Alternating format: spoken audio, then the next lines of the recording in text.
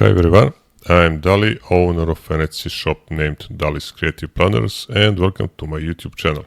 In this quick tutorial, I'll show you how to use Excel spreadsheet to monitor fuel consumption for multiple drivers with drop-down filters for cars, drivers, fuel type and more. The main table includes everything you need to monitor fuel usage and cost efficiency. Fuel filling date, when you last filled the tank, driver name, car brand, registry number, fuel type, starting mileage, mileage of previous filled fuel, ending mileage, mileage at the time of filling fuel. The difference is calculated automatically.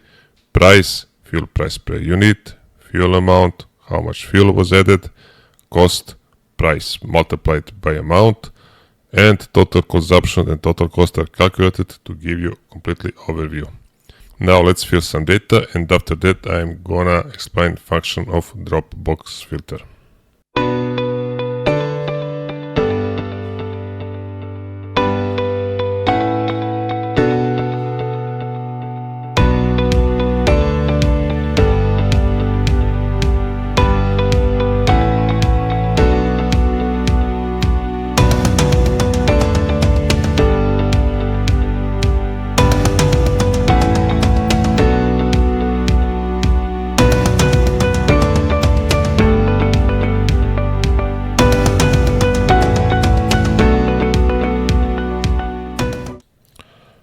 To easily navigate and analyze the data, I've added the drop-down menus that work as filters. Let's say you want to see records for a specific driver, just click the filter icon on the driver name columns and choose the name from the list, like Walter White. The table will automatically show only the entries related to that driver. You can do the same for other columns like car brand, registry number, fuel type. These drop-down filters allow you to focus on a specific vehicles, drivers or time period without scrolling through the entire sheet.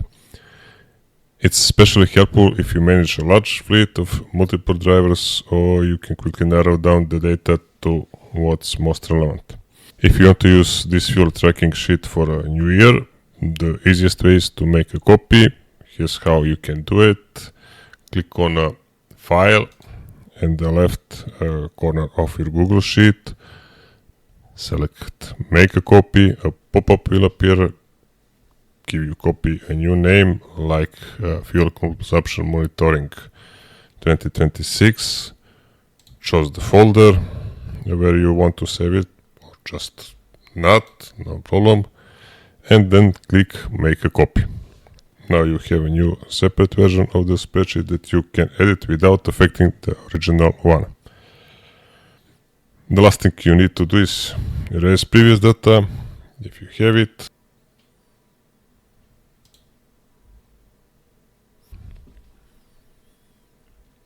Just to pay attention not to erase columns E-S, cost, total cons and total cost, because you will lost your formula. That will be all. Thanks for watching, and don't forget to like and subscribe for more practical Excel tools. Bye.